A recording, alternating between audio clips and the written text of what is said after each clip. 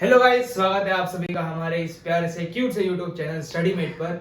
और आज से हम स्टार्ट कर रहे हैं रोटेशनल डायनामिक्स फिजिक्स का chapter number 1 class 12 MST CET. और अभी तो ये जो लेक्चर में आप ऑब्जर्व करोगे, जो मैं पढ़ा रहा हूँ वो टेक्स्ट बुक से थोड़ा बाहर का भी है। बिकॉज अभी एमएसटी सीईटी जो है वो जेई के लेवल तक पहुंचने की कोशिश कर रही है, तो ऑफकोर्स कुछ कंटेंट बाहर का भी होगा। सिर्फ टेक्स्ट बुक में आप खेलोगे तो सीईटी में अच्छे परसेंटाइल नहीं आएंगे। आपको थोड़े एक्स्ट्रा कॉन्सेप्ट्स भी करने पड़ेंगे, मतलब एक्स्ट्रा नहीं करने, टेक्स्ट बुक के ही है। लेकिन टेक्स्ट बुक में दिया होता है एक पैराग्राफ, लेकिन उसके पीछे भी और बहुत कुछ होता है। यानी कि थोड़ा 11th का पोर्शन होता है, थोड़ा कुछ 12th का, लेकिन दूसरे चैप्टर का होता है। तो वो सब मिला के सिर्फ इतना शॉर्ट में दिया होता है, तो हमें पूरा कवर करना है। सो बने रहिए एंड तक। और रोटेशनल डायनामिक्स लोगों को बहुत हार्ड लगता है, लोग डरते भी हैं इस चैप्टर से, क्योंकि हमने अभी तक जो भी चीज़ें पढ़ी हैं वो लीनियर वाली ही पढ़ी हैं। यानी कि force, velocity, acceleration, linear acceleration, centripetal acceleration, tangential acceleration, जो लीनियर वाली कहानी है वही पढ़ी। अभी तक रोटेशनल वाली यानी एंगुलर वाली जो स्टोरी है वो नहीं पढ़ी अभी वो कॉन्सेप्ट हमें कवर करना है। और एंगुलर में पढ़ना थोड़ा सा मुश्किल हो जाता है, इसलिए लोग बहुत डरते हैं इससे। लेकिन अगर अच्छे से कोई समझाने वाला हो और आप अगर अच्छे से प्रैक्टिस करोगे तो वो चैप्टर भी एकदम इजी बन जाएगा। जैसे मैं फ्लो से लेक्चर्स डाल रहा हूँ वैसे वैसे आप देखते जाइए और प्रैक्टिस करते जाइए, तो ये चैप्टर भी एकदम आपका अच्छे से हो जाएगा। तो चलिए स्टार्ट करते हैं इस चैप्टर से, रोटेशनल डायनामिक्स या फिर रोटेशनल मोशन।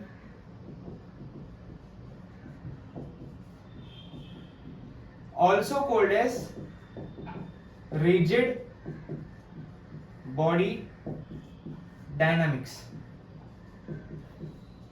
अब आपको मैं दो बेसिक चीजें बता देता हूँ। एक तो होता है काइनेमेटिक्स और एक होता है डायनामिक्स। दोनों का मतलब क्या है?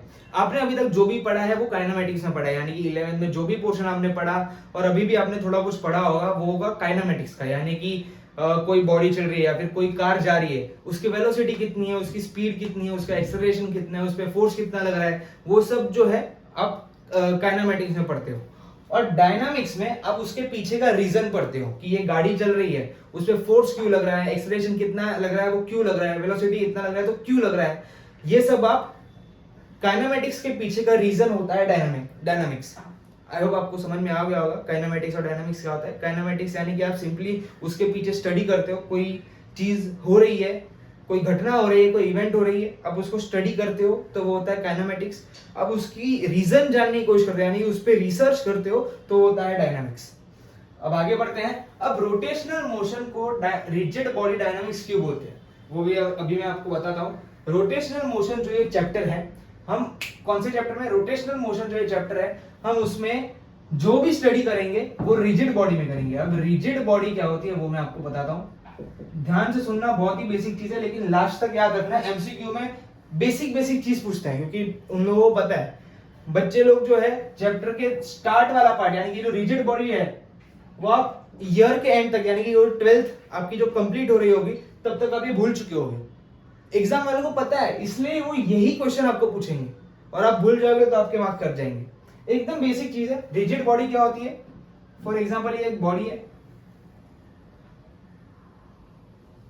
मेरे ड्राइंग पर ध्यान मत देना। तो ये एक बॉडी है, इस पे मैंने एक मार्क किया ए, एक पॉइंट मार्क किया बी। इन दोनों के बीच का जो डिस्टेंस है डी, वो कभी भी चेंज नहीं होना चाहिए। रिजिड बॉडी यानी कि कोई एक बॉडी है, फॉर एग्जांपल मैं ही एक बॉडी हूं, मेरा जो ये बटन है और ये बटन है, इसके बीच का जो डिस्टेंस है वो चेंज नहीं होना चाहिए। अगर ये चेंज हो गया यानी कि मैं ऐसे झुक गया तो मैं रिजिड बॉडी नहीं हूं। अगर मैं ऐसे स्टिल हूं एकदम स्टैचू तो मैं रिजिड बॉडी हूं। ऐसे ही अभी ये फॉर एग्जांपल एक मार्कर है, अगर मैंने यहां पर एक पॉइंट ए मार्क किया, उसके थोड़े नीचे एक पॉइंट बी मार्क किया, समझो ए और बी का डिस्टेंस 3 सेंटीमीटर है, तो ये 3 सेंटीमीटर कभी चेंज नहीं होना चाहिए। अगर ये मार्कर बड़ा हो गया तो ये रिजिड बॉडी नहीं है, छोटा हो गया तो भी रिजिड बॉडी नहीं है, ऐसे ऐसे हो जा रहा है ऊपर नीचे हो रहा है तो भी रिजिड बॉडी नहीं है। 3 सेंटीमीटर ही होना चाहिए तो ये रिजिड बॉडी है, एकदम सख्त body. For example disc, rod, sphere, यही सब ऑब्जेक्ट्स के बारे में हम रोटेशनल मोशन के चैप्टर में पढ़ने वाले हैं। रिजिड बॉडी क्या होती है? कोई एक बॉडी है, उसमें हमने 2 पॉइंट्स मार्क किया, उसका जो डिस्टेंस डी है वो कभी भी फ्यूचर में चेंज नहीं होना चाहिए। ये बड़ी नहीं होनी चाहिए, छोटी नहीं होनी चाहिए, इसका डिस्टेंस d ही होना चाहिए, चेंज नहीं होना चाहिए, यानी कि distance d must be constant, यानी कि must not change. I hope आपको रिजिड बॉडी का मतलब पता चल गया होगा। रिजिड बॉडी, अब रोटेशनल मोशन में हम ये कंसीडर करते हैं, कंसीडरिंग 100% रिजिड बॉडी। लेकिन आज के जमाने में, आज के युग में, इस कलयुग में 100% रिजिड बॉडी एग्जिस्ट नहीं करती, लेकिन फिर भी हम अज्यूम करके चलेंगे इस चैप्टर में कि हम लोग यहाँ पर जो भी ऑब्जेक्ट्स लेंगे, स्फीयर, रॉड, डिस्क, जितने भी ऑब्जेक्ट्स लेंगे वो सारी की सारी 100% रिजिड बॉडी है। अगर 100% रिजिड बॉडी है तो हम इस चैप्टर में इस कॉन्सेप्ट इस पे अप्लाई करेंगे, यानी कि हम इस चैप्टर में अज्यूम करके चलेंगे कि जितने ही बॉडीज है वो सारे 100% रिजिड है। तो चलिए आगे बढ़ते हैं, और क्या क्या होता है, रोटेशनल मोशन क्या होता है। अब रोटेशनल मोशन से रिलेटेड और दो मोशन है, वो मैं आपको थोड़ा डिटेल में बताऊंगा, क्योंकि ये आगे जाके आपको यूज होने वाला है।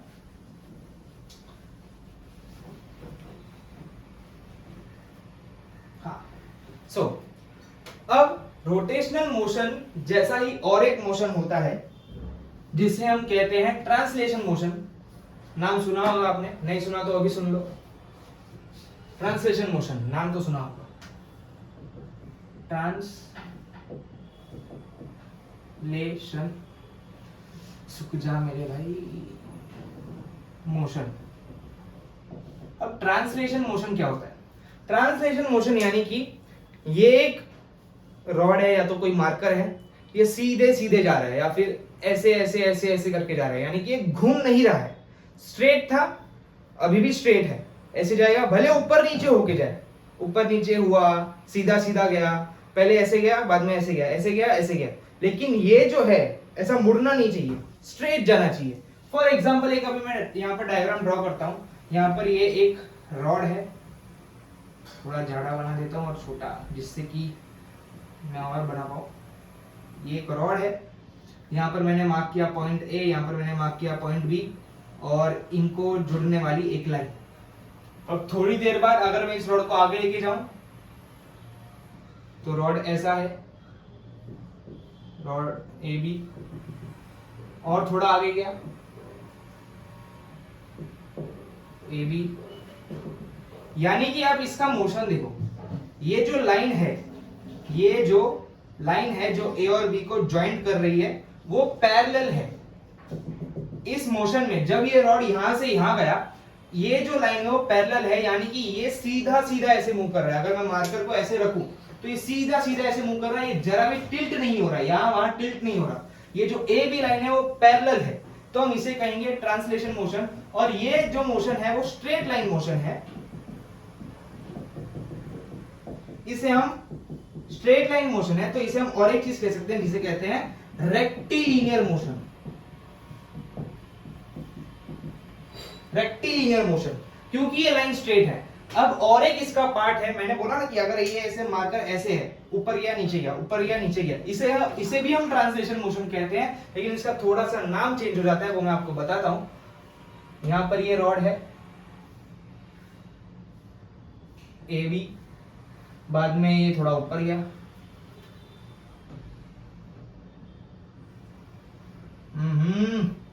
स्ट्रेट लाइन बनाने भी नहीं आती।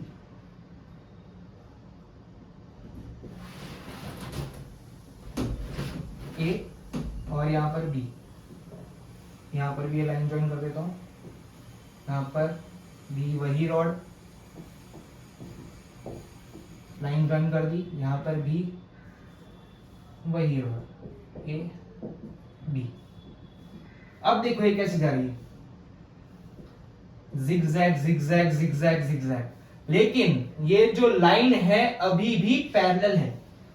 ये जो लाइन है जो ए और बी को ज्वाइन कर रही है, कौन सी लाइन, कौन सी लाइन, ए और बी को ज्वाइन करने वाली लाइन अभी भी पैरेलल है। देखो पैरेलल है, लेकिन ऊपर नीचे जा रही है, ऊपर नीचे ऊपर नीचे ऊपर नीचे ऊपर नीचे, कर्वीलिनियर। ये कर्व है, इसे हम कहते हैं curvilinear motion. But lines are parallel, इसलिए हम इसे ट्रांसलेशन मोशन भी कहते हैं। तो दो तरह के ट्रांसलेशन मोशन होते हैं, एक होता है रेक्टिलिनियर और एक होता है कर्वीलिनियर। ट्रांसलेशन मोशन का मेन रूल क्या है कि दो पॉइंट्स को जुड़ने वाली लाइन हमेशा पैरेलल होनी चाहिए। आई होप आपको ट्रांसलेशन मोशन समझ में आया है। अब बढ़ते हैं और एक मोशन की तरफ, जो है रोटेशनल मोशन, जो हमारा चैप्टर है जिस पे हम डिटेल में स्टडी करने वाले हैं, है ना। ट्रांसलेशन मोशन भी आएगा चैप्टर में, थोड़ा थोड़ा भाग आएगा उसका भी। क्या है ना कि रोटेशनल मोशन जो है वो सारे चैप्टर्स का कॉम्बिनेशन है। आपने जो भी 11 में पढ़ा है सब इसमें यूज होगा। इसे सूखने दो थोड़ा। आई होप आप ये सब नोट कर रहे हो। ये जो नोट्स है बहुत इंपॉर्टेंट है। बाद में अगर आपने नोट नहीं किया है तो आपको वापस वीडियो देखना पड़ेगा, आप कंफ्यूज हो जाओगे, आपका टाइम वेस्ट होगा। अब पढ़ते हैं रोटेशनल मोशन। इसका मैं आज आपको बेसिक आइडिया दे दूंगा, अगले लेक्चर में और डिटेल में पढ़ेंगे, है ना। रोटेशनल मोशन फॉर एग्जांपल, अगर ये एक बॉडी है और इसको मैंने यहाँ पर पाइवट कर दिया, यानी कि एक रॉड है, मैंने इस पे खिल्ला ठोक दिया है, मैंने इसको यहां से एकदम जोड़ के रखा हुआ है, यहां पर फिक्स्ड है, यानी कि पाइवटेड है, यहां पर ये पाइवटेड है। और थोड़ी देर के बाद मैंने इसको ऐसे टिल्ट किया तो ये इधर आ गया, यहां पर पॉइंट ए, यहां पर पॉइंट बी, यहां पर पॉइंट ए, यहां पर पॉइंट बी, ये इतना रोटेट हुआ, है ना। अब आप नोटिस कीजिए, जो ए और बी को जुड़ने वाली लाइन है, वो पैरेलल है? नहीं, वो पैरेलल नहीं है। ए और बी को जुड़ने वाली लाइन जब पैरेलल ना हो, हम उसे कहते हैं रोटेशनल मोशन। और यहाँ पर ये फिक्स्ड एक्सिस, ये और आपको और मैं डिटेल में बताऊंगा, लेकिन बेसिक इसका क्या है कि अगर ए और बी को जुड़ने वाली लाइन आगे जाके, जब ये रॉड आगे जाएगी और दो पॉइंट्स को जुड़ने वाली लाइन पैरेलल नहीं होगी, इंटरसेक्टिंग होगी, आगे ऐसे होगी, पैरेलल नहीं है, इंटरसेक्टिंग है। अगर इंटरसेक्टिंग है तो हम इसे क्या कहेंगे? रोटेशनल मोशन कहेंगे। और प्लेनर मोशन जो होता है, हम इसे रोलिंग मोशन भी कहते हैं। ये क्या होता है? Translational plus rotational. Planar motion यानी कि ट्रांसलेशन और रोटेशनल, यानी कि एक टायर है, टायर आगे भी जा रहा है, रोटेट भी कर रहा है, आगे भी जा रहा है, रोटेट भी कर रहा है, आगे भी जा रहा है, रोटेट भी कर रहा है, यानी कि आगे जा रहा है यानी कि ट्रांसलेशनल मोशन, रोटेट कर रहा है यानी कि रोटेशनल मोशन।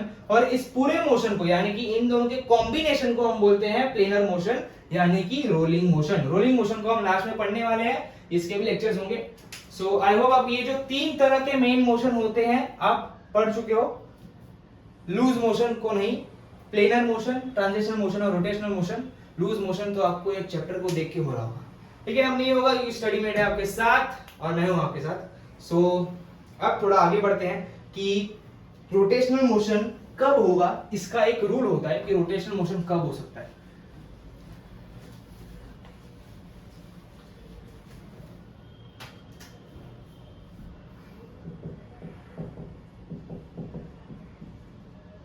यहां पर दिख रहा है क्या?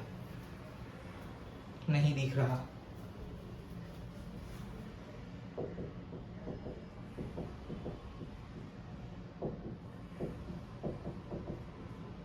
Rotational motion.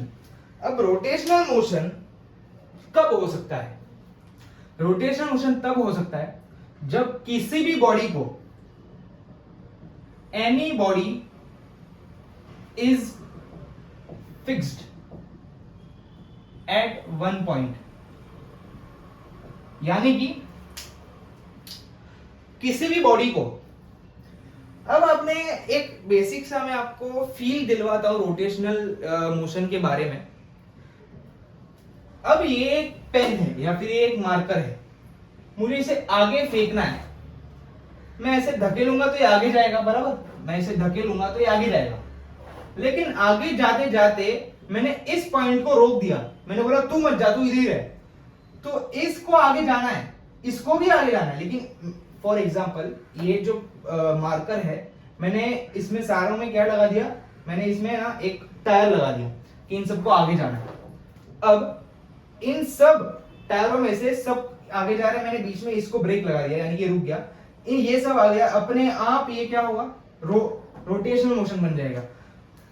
थोड़ा और अच्छे से मैं समझाता हूं कि यहां पर ये एक ब्लॉक है, ये एक ब्लॉक है, मैंने इसे फोर्स दिया, ये क्या है, फोर्स, ये एक ब्लॉक है, ये फोर्स मैंने दिया, ये सारे पॉइंट्स, ये point A B C D, इन पॉइंट्स पर मैंने इक्वल फोर्स दिया, तो ये एकदम सीधा सीधा जा रहे हैं, है ना, सीधा सीधा जा रहे हैं, और बीच में मैंने इस पॉइंट को फोर्स नहीं दिया, इस पॉइंट को छोड़ दिया, लेकिन इन तीनों पॉइंट्स पर अभी भी फोर्स है। सिंस इस पे फोर्स नहीं है और इन पे फोर्स है, तो ये अपने आप गोल गोल घूमेगा। Feel I, feel I, feel I. अब ये आगे जा रहा है, मैंने इस पे फोर्स किया, ये हो गया, मार्कर आगे जा रहा है, आगे जा रहा है, आगे जा रहा है, मैंने इस पे ब्रेक लगा दिया, मार्कर आगे जा रहा है, आगे जा रहा है, मैंने इस पॉइंट पे, ये जो टोपन है इसका, मैंने इस पे ब्रेक लगा दिया, आगे जा रहा है, आगे जा रहा है, मैंने इसे ब्रेक लगा दिया, अपने आप ऊपर जाएगा ये, आगे जा रहा है, आगे जा रहा है, ब्रेक लगा दिया, अपने आप ऊपर जाएगा ये। यानी कि अगर कोई भी बॉडी को अगर मैंने हिंज कर दिया, जरूरी नहीं है कि हिंज ही करना है। अब मैं पहले ये एक एग्जांपल समझा देता हूं।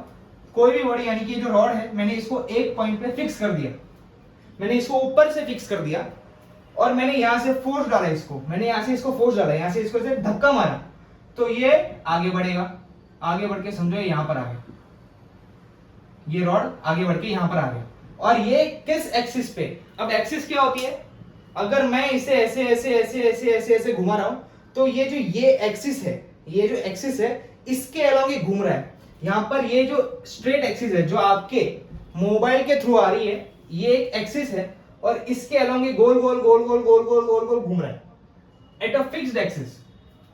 When a body is fixed at one point at a fixed axis, it performs rotational motion. Rotational motion कैसे हो रहा है, ये जो रॉड है वो घूम रहा है ऐसे, ये रॉड इधर था, धक्का मारा तो घूमा, ये रॉड इधर था, मैंने यहां से धक्का मारा इसको, तो ये ऐसे ऐसे ऐसे घूमा, किस पे घूमा, ये पॉइंट फिक्स है, देखो अभी मैं बता रहा हूं, ये रॉड है, ये वाला जो पॉइंट है ये अभी भी फिक्स्ड है, ये ऐसे ऐसे ऐसे घूम रहा है, सारे पॉइंट हिल रहे हैं, लेकिन ये अभी भी फिक्स्ड है।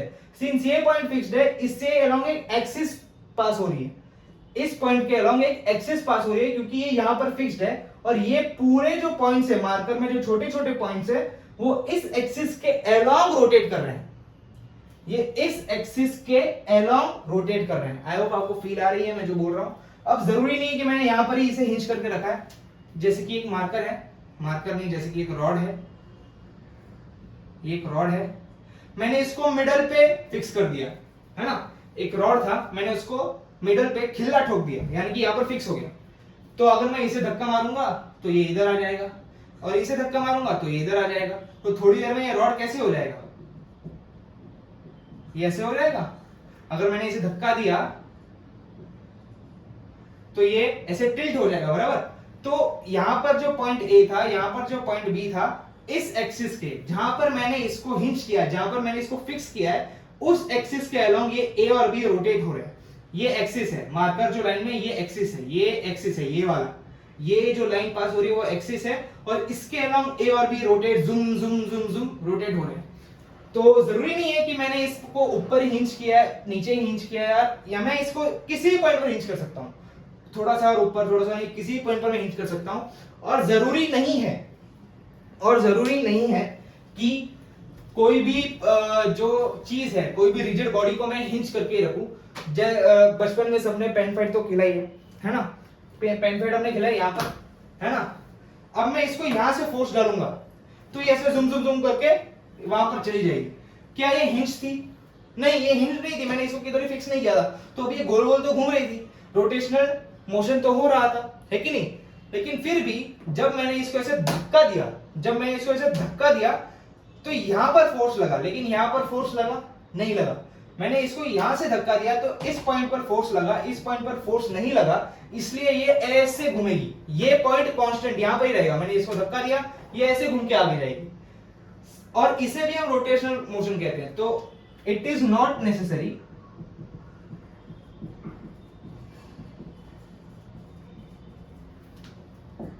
that the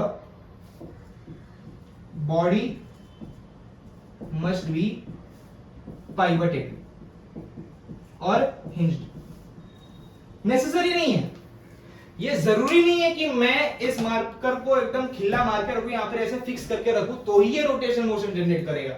अगर मैंने सेंटर ऑफ मास, यानी कि जब भी आपने नोटिस किया ही होगा कि जब आप पेन के सेंटर पे ऐसे मारते थे, जब आप पेन के सेंटर पे मारते थे तो पेन सीधा सीधा आगे जाता था। सेंटर के अलावा कहां पर भी आप ऊपर नीचे मारते हो तो गोल गोल घूम के आगे जाता था। तो ये जो सेंटर ऑफ मास है, सेंटर ऑफ मास है यहां पर, ये जो इसका सेंटर है O, इस पे फोर्स मारोगे तो ये गोल गोल नहीं घूमेगा। इस पे फोर्स मारो तो ये गोल गोल नहीं घूमेगा। सेंटर ऑफ मास के अलावा यहां पर फोर्स डालो, यहां पर फोर्स डालो, यहां पर फोर्स डालो, यहां पर फोर्स डालो, यहां पर नहीं, इसके ऊपर नीचे कहीं पर भी, यानी कि सेंटर ऑफ मास के अलावा कहीं भी आप फोर्स डालो, ये बॉडी रोटेट होगी। समझ गए? ये बॉडी रोटेटेड होगी। तो जरूरी नहीं है कि कब हमेशा हम कोई भी बॉडी को पाइवट या हिंज करके रखें तो ही वो रोटेशन मोशन करेगी। सेंटर ऑफ मास के अलावा कहीं भी आप धक्का मारो तो वो रोटेट होगी। समझ गए? और डिटेल में हम इसको समझेंगे आगे के लेक्चर्स में।